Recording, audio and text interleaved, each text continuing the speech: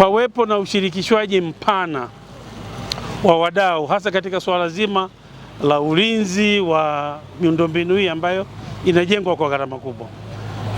Kuanzia serikali ya kitongoji, uongozi wa kitongoji ushirikishwe na wajue kwamba wana wajibu wa kulinda hiyo miundombinu, vijiji, lakini pia waheshimiwa madiwani wote washirikishwe kwa upana wake, lakini pia na mheshimiwa mbunge naye kwa nafasi yake, viongozi wote wa serikali, kwa wilaya, polisi, wote washirikishwe kuona ni namna gani tunaweza kupata suluhu ya wizi wa miundombinu ya aina hii, kwa sababu bila kufanya hivyo serikali itaendelea kupata hasara, lakini kibaya zaidi wananchi ambao tayari washapelekewa huo umeme wataenda tena kurudi kukaa gizani. Kwa hiyo nadhani kwamba tukiweza kufanya ushirikishwaji mpana wa hawa wadau na zaidi sana wananchi wenyewe ambao ndio wanufaika, wafanye kila jitihada ya kuhakikisha kwamba suala la ulinzi wa hii transformer ni la kwao. TIDCO ilivyopata huu mkataba walijikita kuhakikisha kwamba resources zake zote zinakuwa hapa Mbeya, na pia material na watu na nini, kuhakikisha kwamba huu mradi unakamilika kwa haraka sana mwaka mmoja kabla, na ndicho kilichosababisha mpaka sasa hivi tumefikia hizo 90%. Ni nguvu zote za management ya TIDCO imejaribu kufanya hivyo, na ni 90% kwa maana kwamba material ni almost 100% tuko nayo yako store, uongozi utaenda uangalie.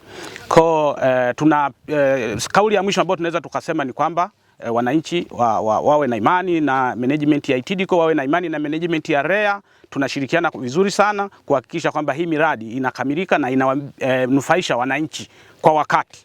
Kwa ni faraja kwamba leo mko Mbeya kuja kusimamia, kuja kuona na kufuatilia kazi za utekelezaji zinazofanywa na REA katika mkoa wetu wa Mbeya.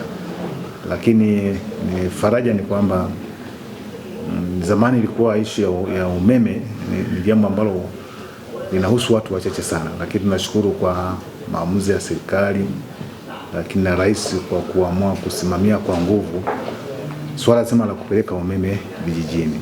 Na tukipeleka umeme ndo maendeleo yenyewe. Tukiwasha umeme tumewasha kila kitu. Ninashukuru sana, nashukuru. Tena nashukuru huko kulikuwa kukame sana, hata maji tulikuwa hatuna. Sasa hivi maji tunayo, umeme huu umeingia. Jana nilitoka kusaga pale, mara moja nimesaga nimeleta. Nashukuru, namshukuru pamoja na Samia wetu, mama yetu Samia. Namshukuru sana. Mungu ambariki, awabariki wote wenyewe mnatukumbuka kuja huku. Hatukutegemea kwamba tutakuwa hivi. Tunashangaa. Labda wenzetu, wajirani hapa labda hawashangai, sisi tunashangaa, tunasema hilo litakuwa hivi. Kama walivyosema wengine, ilikuwa ni kama ndoto. Shida ambayo tulikuwa tunapata na wazee, shida waliokuwa wanapata. Unajua ni msafara mrefu kutoka hapa kilomita 20, mtu anaenda kupata mahitaji ambayo yanahusiana na umeme. Lakini ulivyokuja hata maongezeko ya wakazi, maongezeko ya wageni kufika yameongezeka.